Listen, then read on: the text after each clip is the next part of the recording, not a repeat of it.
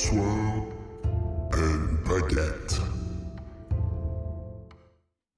Bonjour et bienvenue sur Sword and Baguette, un petit format vidéo comme on aime bien le faire, où on va un petit peu parler, vous êtes dans la voiture, vous êtes dans votre cuisine, vous faites à manger, vous faites dormir les enfants. C'est le truc qui n'a aucun sens.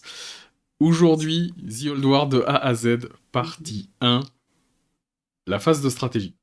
Donc qu'est-ce qu'on va voir dans tout ça, mon cher Corbac? Écoute, on a plus ou moins écouté vos retours, ou même les retours qu'on voit sur pas mal de réseaux sociaux, que ce soit sur les groupes Facebook ou autres, où il y a souvent des joueurs qui demandent en fait qu'on puisse un petit peu leur expliquer le jeu. Donc vous le savez, sur la chaîne, on a une chaîne où on se focalise un petit peu sur le jeu un petit peu compétitif ou les aspects maîtrise du jeu. Mais il y a un pan auquel on pense pas du tout, c'est les gens qui arrivent d'autres jeux ou quoi que ce soit, et donc qui ont besoin qu'on leur explique simplement les phases. Alors il y a d'autres vidéos qui ont été faites, qui présentent un petit peu les choses, mais souvent, il y en a qui ont été faites un petit peu en amont du jeu ou sans connaître un petit peu les règles, les astuces, etc. Donc là, le but, en fait, ça va être de vous faire une petite vidéo, phase par phase ou sous-phase par sous-phase, selon les moments, notamment la phase de charge. Vous le savez, c'est quand même l'une des phases les plus importantes et les plus compliquées du jeu, paradoxalement. Donc, voilà, il y aura des vidéos qui seront adaptées. Et donc, le but, voilà, le jeu a un peu moins d'un an et demi quand on tourne cette vidéo-là. Même 1 an et 2 mois, donc vraiment moins qu'un an et demi, hein. Cet homme est nul en maths. Mais ça va vous permettre de partager un petit peu notre expérience. Comme ça, si vous avez des potes qui voulaient commencer, ou si vous avez même des petits points auxquels vous pensez pas, alors on va vous le dire, hein, clairement, en préparant ces vidéos, il y a des moments où on se dit « Oh putain, j'ai jamais fait ce truc !» Donc voilà. Vous avez tous compris que c'est Adrien qui s'est fait cette Musicien, réflexion, pas moi. Moi je connais les règles sur le bout des doigts. Et j'ai dû taper, j'ai dit, mais quand même Adrien, tu connais pas cette règle, mais qu'est-ce qui se passe là, ça va pas du tout.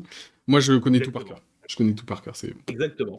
Tu es la seule personne sur Terre, d'ailleurs, les développeurs t'appellent quand ils ont une question. Est-ce que tu te rappelles comment on l'a écrit cette règle? Qu'est-ce qu'on voulait dire? J'ai dit, qu'est-ce qu'on voulait dire, Cacique? Comment ça se passe? Non, franchement, je plus sois de ce que t'as dit, c'est quand même dingue de se dire qu'on est sur la phase de stratégie. Je pense qu'on s'attendait pas forcément à ce que ça soit la phase la plus complexe, et même comme ça, bon, elle est pas extrêmement complexe, mais même comme ça, il y a des petits points sur lesquels on se dit, purée, mais ça se joue comme ça.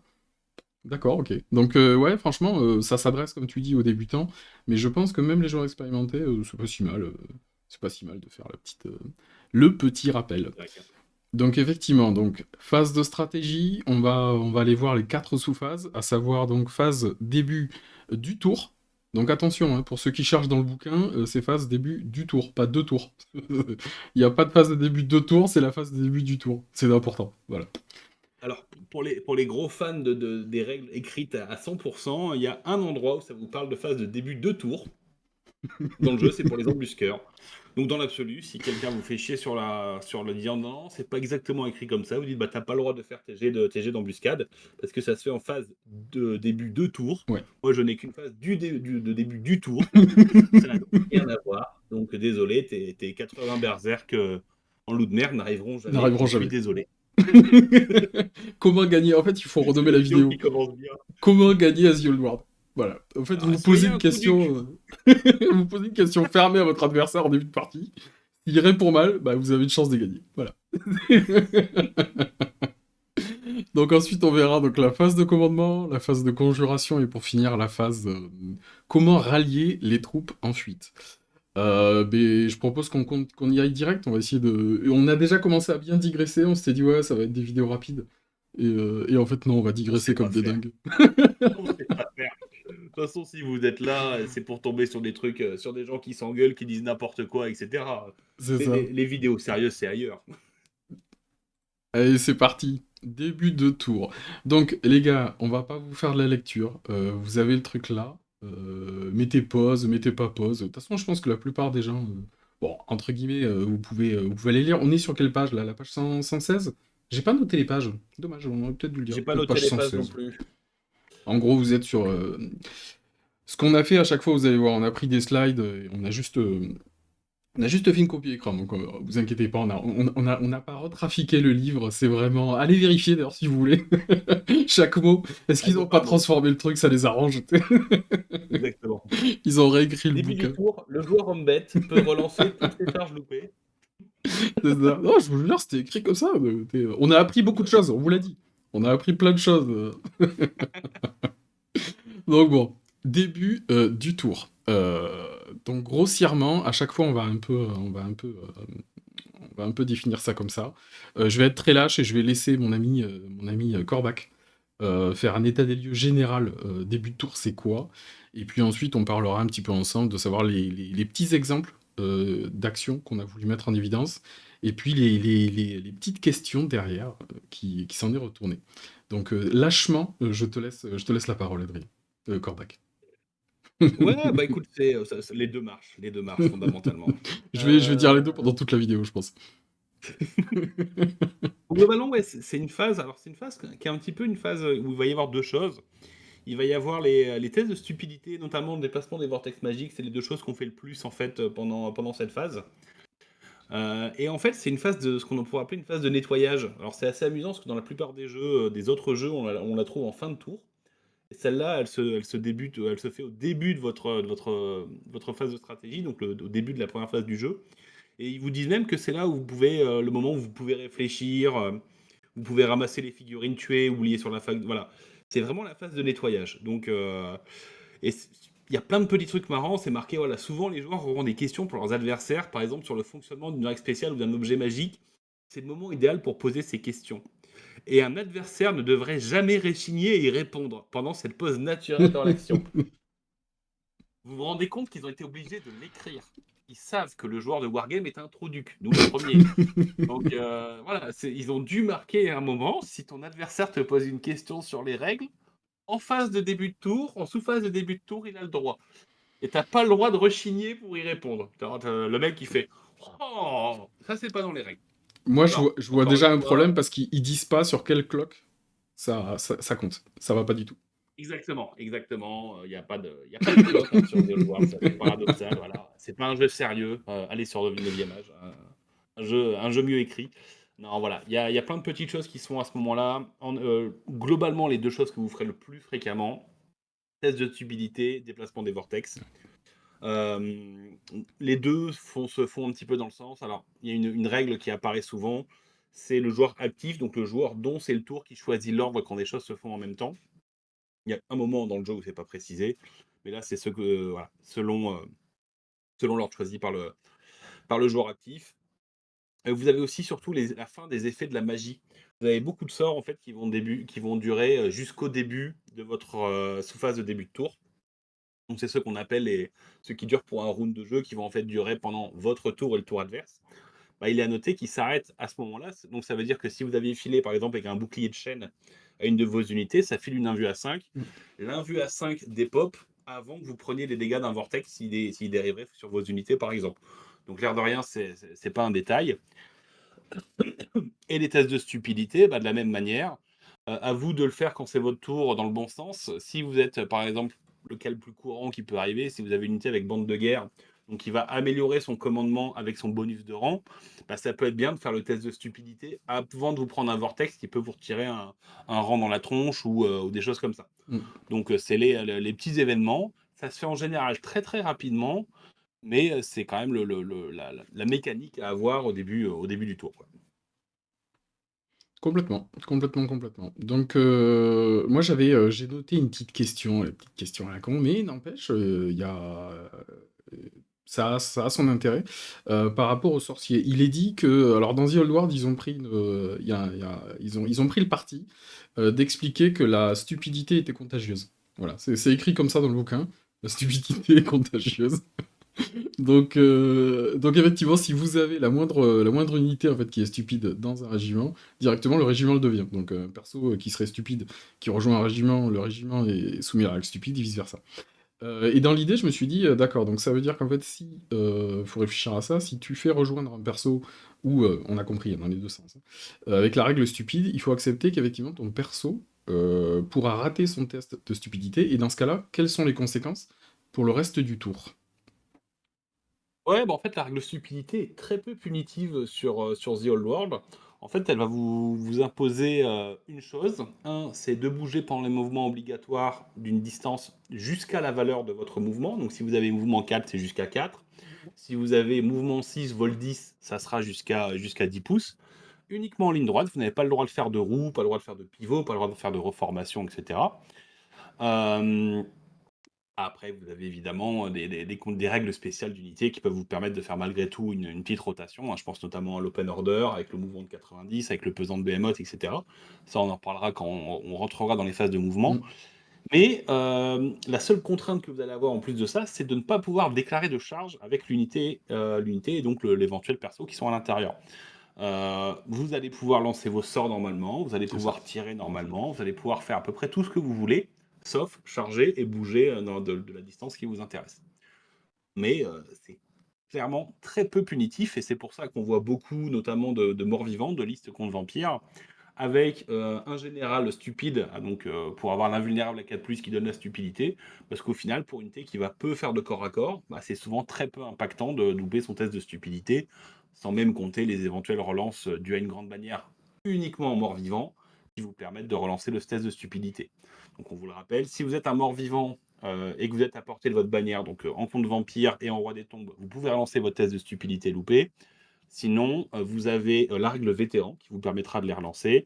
Et ensuite, vous avez quelques combinaisons, notamment en armée, en whack de troll, où vous avez un sort en fait qui vous permet de relancer vos tests de stupidité loupés. Mm. Une armée standard, typiquement des Bretoniens, qui serait stupide, ne peut pas relancer son test de stupidité loupé en étant à portée de la grande bannière. Ok. Ok, ok. Tu avais soulevé un autre point qui était, je vais dire ça comment, on va dire de la légende urbaine, quelque chose qu'on ne retrouve pas dans le livre de règles, mais qui pourtant, on va dire, persiste un petit peu dans les esprits de manière générale. C'est sur le déplacement du vortex. Un vortex peut ne pas bouger. Ouais, Clairement. tout à fait. En fait, vous avez un dé de dispersion.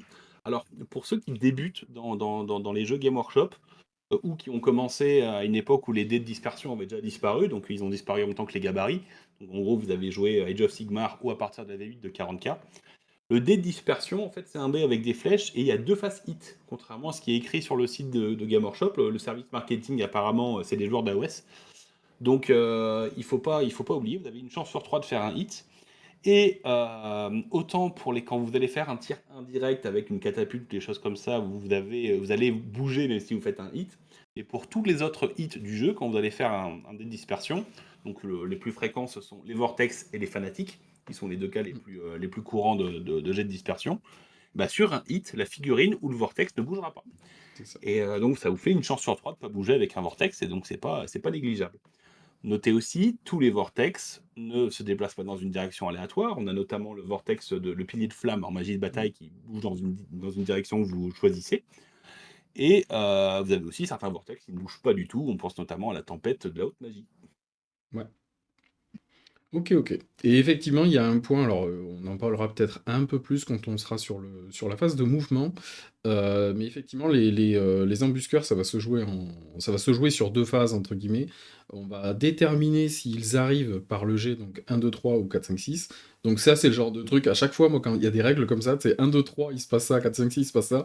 Avant de la tirer, je la redis à l'adversaire. Tu vois, même si je l'inverse, je me dis, dans le pire des cas, on en a parlé avant. Toujours un peu. Il me semble que c'est 1, 2, 3, ça n'arrive pas, 4, 5, 6, ça arrive, hein, c'est ça, hein.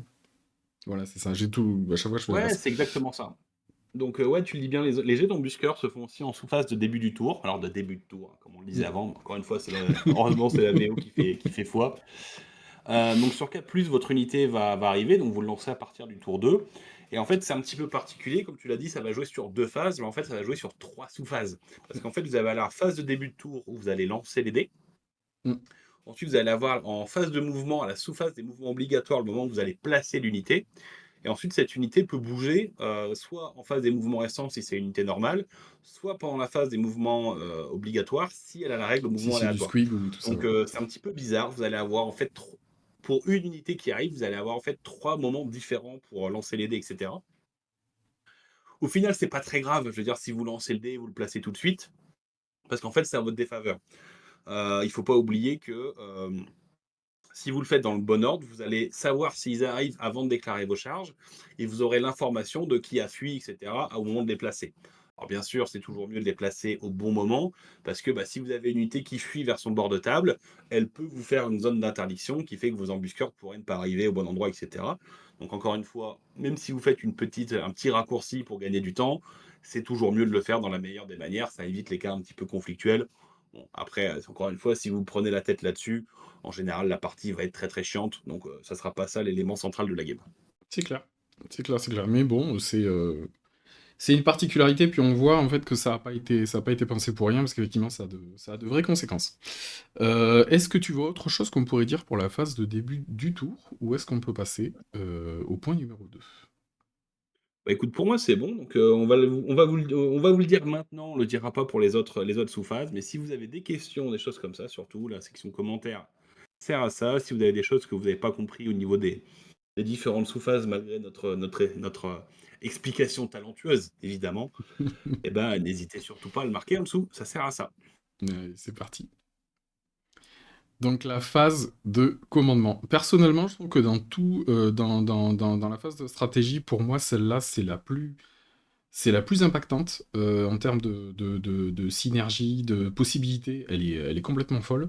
Et il faut vraiment apprendre à la maîtriser parce que vous en aurez besoin quasiment, en fait, dans toutes les armées, notamment le Trix avec le cri de ralliement.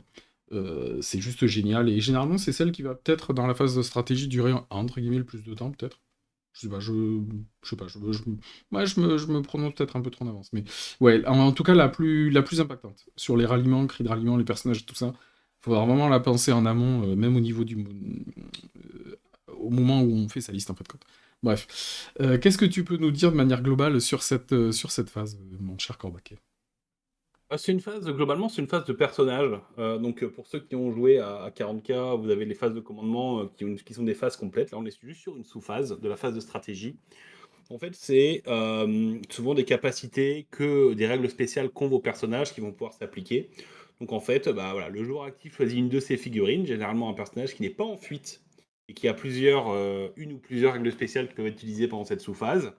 Et auquel cas, vous utilisez une seule de ces règles spéciales qui compte utiliser, les unités que ça va effectuer avant d'effectuer tout test requis. On pense, voilà, si c'est typiquement, si c'est une capacité qui vous demande de faire un test de commandement, vous devez cibler avant de lancer les dés. Est-ce que ça change grand-chose? Non. Mais en tout cas, on a un processus qui est écrit, ce qui veut dire qu'en cas de conflit, voilà, on reviendra au bouquin de règles, et comme ça, il n'y aura pas de souci. Ensuite, le joueur actif répète jusqu'à ce que toutes les capacités de l'armée peuvent être faites. Notez cependant que vous avez aussi des capacités qui se font pendant la phase de commandement adverse. On pense notamment à la règle des sapeurs, le digging, I am a dwarf and I'm digging a hole, qui permet en fait de retrancher une unité. Là, ça vous le dit bien, vous pouvez le faire pendant toutes les phases de commandement. Donc la règle spéciale prend toujours le pas sur la règle générique. Donc un sapeur nain peut retrancher une de ces unités pendant la phase de commandement adverse. Donc c'est pas, encore une fois, c'est pas un détail. Mhm. Dans les exemples les plus courants, vous allez avoir le cri de ralliement qui permet de tenter de rallier une unité en sous-phase de commandement. Vous allez avoir l'œil des dieux, pardon, qu'ont les hommes bêtes et qu'ont les guerriers du chaos, qui permet d'avoir une bénédiction. Notez, c'est très important, l'œil des dieux se fait après la phase la sous-phase de début de tour, ce qui fait que sur un as, sur un œil de dieu, votre figurine gagne la règle stupidité. Comme les tests de stupidité se font à la sous-phase d'avant, vous n'avez pas à tester pour le tour en cours. Ensuite, comme tu l'as mis, il y a tout ce qui est consommation de stupéfiants. Ça fait partie des trucs, Voilà, honnêtement. c'est toutes les potions. Ouais, C'est toutes les si on m'avait potions, posé la question, j'aurais pas su répondre quand est-ce qu'on les bouffait. C'est rare qu'on j'en mette dans les listes, et honnêtement, je savais pas du tout quand est-ce qu'on les bouffait. Enfin, on va dire phase stratégie, d'accord, mais quand? Ben non, je sais pas. Donc, Ouais. ouais, c'est maintenant. C'est maintenant, mais ça impacte, n'empêche, hein. Parce que on pense à la consommation de potions qui peut te faire booster ton commandement si tu voudrais absolument pas, tu sais, être soumis à la règle stupide. Eh ben non, tu le boufferas après. Donc, il n'y a pas de synergie possible avec ça. Tu peux pas buffer ton commandement avec ça et puis en profiter pour ne pas être stupide. Il y a des. Comme quoi ce jeu a été pensé. De temps en temps, on voit des trucs comme ça, on se dit, tiens, ils ont réfléchi. Dans le sens qui nous arrange ou pas, hein, ça dépend. Mais ils y ont réfléchi. Et puis on était un petit peu obligé de vous mettre en exemple. Tu sens le côté méchant, on a besoin de leur parler du corps, tu sais. Voilà, c'est à ce moment-là que votre règle bougera de 1 pouce, c'est ça? De 1 pouce, je crois? 3 pouces? Deux Non, pouces, 2 pouces. le double, le double, Attention, le double. attention, attention, quand même, quand même, quand même. Ah, le corps de Frédémon, saloperie s'il en est, Absolu. qui permet de filer tous les arguments pour dire que c'est pour ça que le jeu va être modifié, changé, patché cet été. Bon, le corps de Frédémon, qui est l'un des objets les plus emblématiques du jeu, qui empêche les unités ennemies de voler. Encore une fois, je vous rappelle, si vous trouvez ça broken, n'oubliez pas que 50% des armées du jeu y ont accès, hein, par la règle, avec les alliances avec des Bretoniens. Et personne le OCF, la fait. vidéo sur une baguette sur les alliés. Donc voilà, si vous vous plaignez que les Bretoniens c'est trop fort, mais que dans le même temps vous jouez dans un univers de jeu où on vous dit bah non, vous n'avez pas le droit aux alliés parce que c'est broken. Bon, voilà. Hein. C'est quoi la phrase? C'est Dieu se rit des gens Qui qui chérissent les se plaignent causes. des conséquences, donc ils chérissent les causes, quelque C'est chose comme ça. ça. C'est exactement ça, c'est exactement ça. Et au niveau des questions, ouais, il y a un truc qui est non négligeable, c'est effectivement la conséquence, ben, je vais lire la question tout simplement, hein. Quelles sont les conséquences de rallier une unité à cette phase et pas à la sous-phase 4? Donc la sous-phase 4 qui est rallier les unités en fuite. Effectivement, Alors, c'est assez puissant quand même ça, hein. En termes de synergie, c'est assez puissant. Vas-y, je te laisse développer. ouais, vous allez avoir deux conséquences. Alors, la première qu'il ne faut pas oublier, c'est que c'est pour la déclaration de charge. Pour déclarer une charge, il ne faut pas s'être rallié pendant ce tour. Donc en fait, que vous vous ralliez en phase de commandement par un cri de ralliement ou en sous-phase numéro 4, ça ne change rien.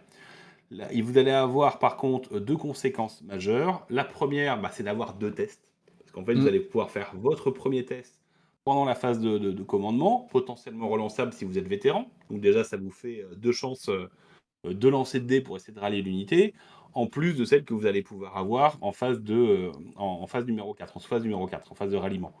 Mais surtout, le vrai impact, c'est si vous avez un sorcier qui est en fuite, si vous le ralliez en phase de stratégie, bah, comme il sera rallié pour la sous-phase numéro 3, il pourra lancer Malédiction, enchantement. des enchantements et des malédictions. Mm. Et donc, c'est tout sauf un détail, surtout qu'en plus, ça peut vous donner accès à de la dissipation de vortex, etc. Donc, c'est voilà, très très important de penser à votre cri de ralliement.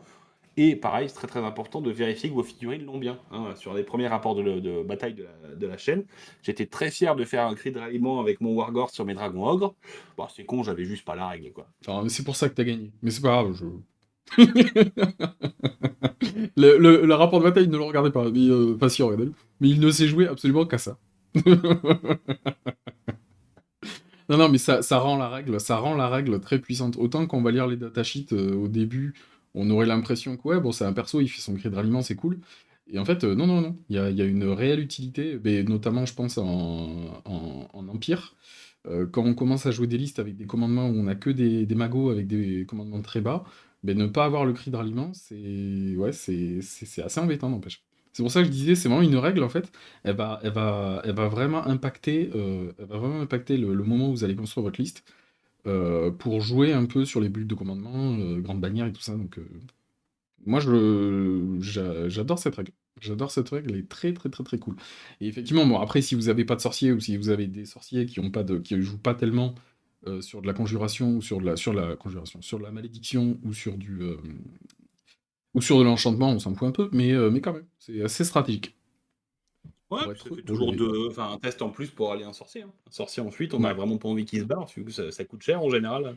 Enfin, on les prend pas pour leur profil très impressionnant, leurs 2 ou 3 points de vie, endurance 3 ou 4 sans armure. Donc non, non, c'est pas un détail, et clairement, les armées avec du cri de ralliement sont beaucoup plus fiables sur le commandement que les armées sans. Ouais. Donc voilà, n'oubliez pas vos règles. C'est ça. Du coup, la fameuse phase de conjuration. Donc phase numéro 3, phase de conjuration. Qu'est-ce que tu peux nous dire Exactement, là-dessus? donc là on rentre dans le vif du sujet pour la magie, donc c'est là où vous allez pouvoir lancer les enchantements et les malédictions, alors pardon, les maléfices, voilà, Hex and Enchant en anglais. Le joueur actif choisit un de ses sorciers qui n'est pas en fuite, donc comme on l'a dit, un cri de ralliement et ça va mieux. Mm. Si le sorcier connaît des sorts d'enchantement de maléfiques, il peut tenter de les lancer maintenant. Si c'est lancé avec succès, le joueur inactif peut tenter une tentative de dissipation. Bref, on fera une petite vidéo sur la magie au total. Mais voilà, c'est assez clair. Aussi un élément, c'est le moment où vous pouvez tenter de dissiper les sorts qui restent en jeu avec vos magos. Et n'oubliez pas que même pendant votre tour, vous avez une fatidique. Donc si vous avez un vortex et que vous n'êtes pas un vortex ennemi et que vous n'êtes pas à portée du mage qui l'a lancé, vous pouvez toujours tenter votre fatidique pour le dispel. Alors c'est plus facile de dispel un sort, typiquement un sort Alphe Sylvain qui se lance à 7. Donc on dissipera sur du 8 qu'un vortex en nécromancie qui se lance à 11. En tout cas, voilà, c'est mathématique. Mais pensez à le faire, ça vous coûte rien. On vous rappelle, dans les fatidiques, vous avez ni fiasco, enfin vous n'avez pas de fiasco, mais vous avez potentiellement le double 6 pour dissiper. Donc bah voilà, les oubliez pas. C'est ça. C'est ça, c'est ça. Et effectivement, et tu disais sur le fatidique pas de fiasco, mais on rappelle quand même qu'il peut y avoir un fiasco sur la dissipation avec un sorcier. Il faut faire attention à ça. Donc au niveau des questions, on avait mis aussi comment se gèrent les lignes de vue des sorciers. Au niveau, donc tu mettais ça par rapport aux enchantements et aux Ouais, aux euh, enchantements. enchantements et malédictions, Donc, ouais. donc la règle de base pour les enchantements et malédictions, alors maléfice, je vais pas arriver à le retenir, désolé, depuis un an, ça sera malédiction. Donc entre les malais et les enchantements, en fait, on vous dit simplement d'être dans votre arc avant. On ne vous demande pas d'avoir une ligne de vue. Donc, c'est absolument pas un détail. Et pareil, si vous avez une règle comme le Oda ou si vous êtes sur un chariot, on vous dit que vous avez 360 degrés pour lancer vos sorts. Donc, de la même manière, si vous êtes un personnage isolé Isolé, de ouais. catégorie infanterie ou cavalerie, vous aurez la règle tirailleur qui fait que vous avez 4 arcs avant. Donc, dans ce cas-là, vous pourrez les lancer à 360 degrés. Et donc, comme on l'a vu, les enchantements et les malédictions, il n'y a pas besoin de ligne de vue. Après, je vous laisserai voir, selon les sorts, quand on passera à la phase de magie, enfin à la vidéo sur la magie, quels sont les sorts qui peuvent se lancer, si vous êtes engagé au corps à corps, si vous ne l'êtes pas, si votre cible est engagée, etc., etc. Et ça, on en parlera dans une autre vidéo. Ouais. Gros sujet encore, ouais. Encore une fois, on le redit pas, mais si vous avez des questions, n'hésitez pas. Et donc on arrive sur la quatrième et la dernière, un petit peu plus velue, mais pas si compliqué que ça. Rallier les unités en fuite. Ouais, tout à fait. Alors là, encore une fois, on est sur un séquençage qui est un petit peu particulier. Parce qu'en fait, vous allez rallier vos unités en fuite à ce moment-là, donc tester pour rallier. Donc on est sur un test de commandement. Alors vous avez des modificateurs. Vous allez en avoir globalement 3. Le premier, c'est si vous êtes à moins de 50% de vos effectifs initiales, vous allez avoir -1 à votre test de commandement. Alors, par pitié, je vois beaucoup de joueurs, notamment de joueurs belges, qui ont inventé une petite règle, qui ont confondu cette règle-là et le fait de mettre un -1 en commandement sur les tests de panique quand ils sont à moins de 50%. C'est faux, c'est une connerie. On vous dit juste que c'est pour les tests de ralliement que vous avez un -1 à votre commandement quand vous êtes à moins de 50%.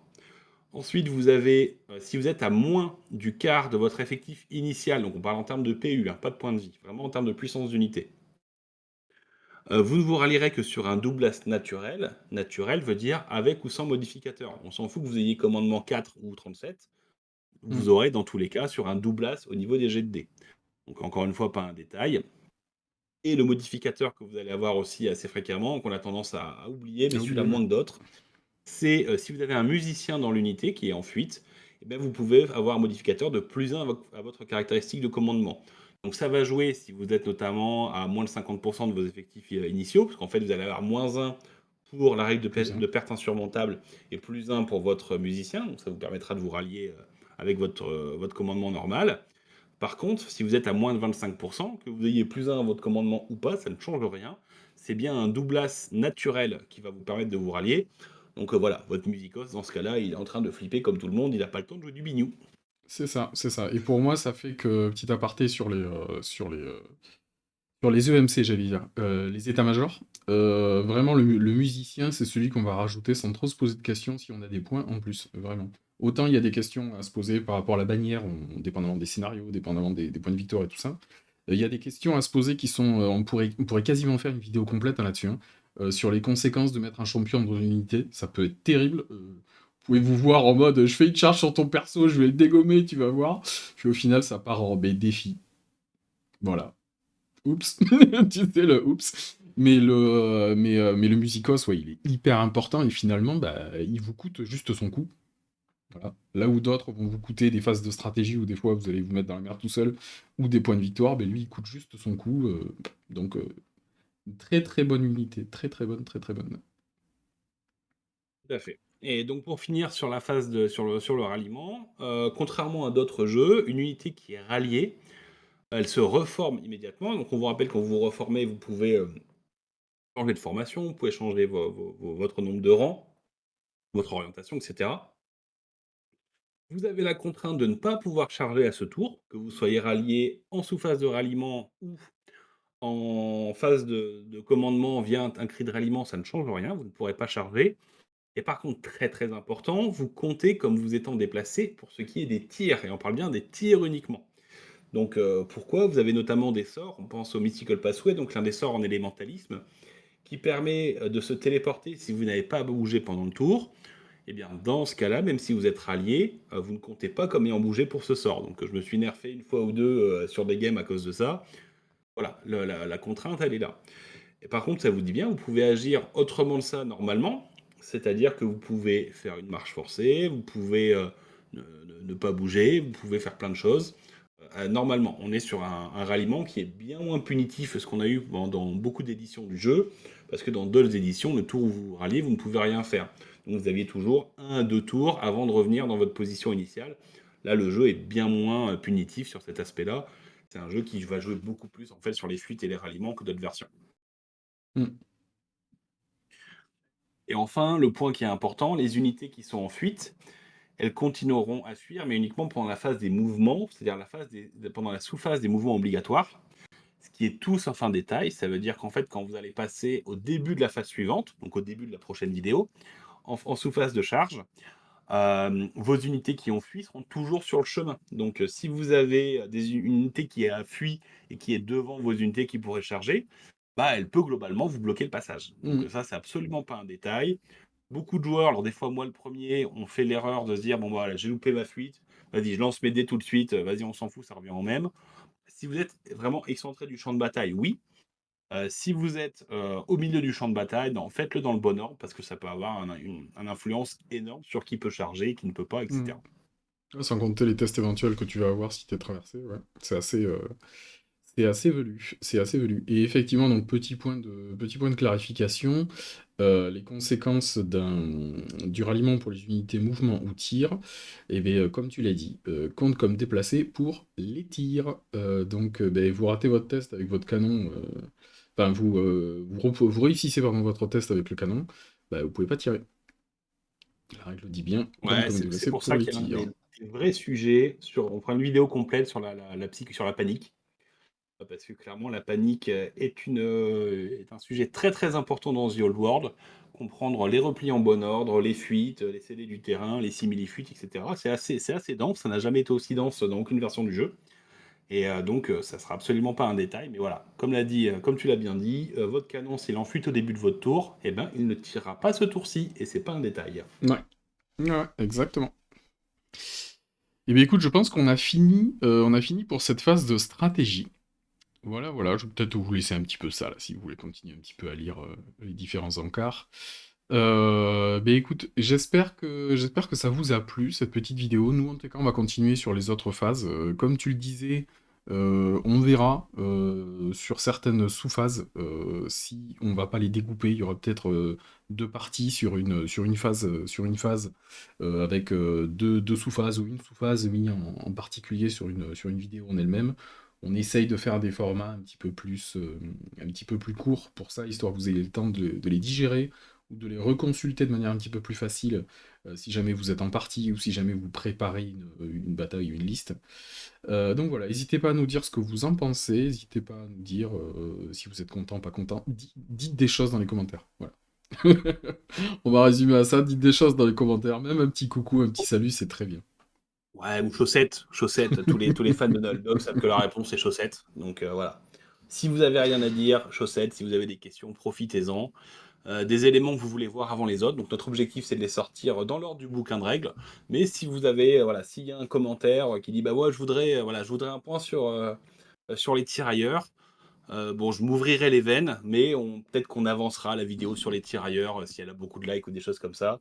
Donc voilà, n'hésitez pas, nous ça nous fait du bien, on vous le rappelle, hein, la vidéo sur le déploiement c'est une demande de la communauté, ce genre de vidéo c'est des demandes de la communauté.